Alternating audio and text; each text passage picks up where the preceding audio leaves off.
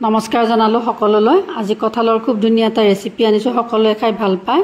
এনেদৰে মই কঁঠালটো ফালি লৈ একোকৈ ধুনীয়াকৈ এৰিয়াই ল'লোঁ কলপাতত। লগতে এয়া আমি আটাইকেইটাই এনেদৰে কলপাতত লৈ সকলোৱে খালোঁ। খাই ভাবিলোঁ ধুনীয়াকৈ মালপোৱা পিঠা বনাওঁ। এয়া গুটিটো এৰিয়াই ল'লোঁ খুব ধুনীয়াকৈ।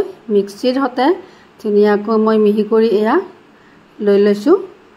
লগতে মই আটা আৰু বাঁহ পিঠাগুড়ি ধুনীয়াকৈ দুয়োটাৰ লগত এনেদৰে বনাব পাৰি। আটাখিনি মই লৈ লৈছোঁ।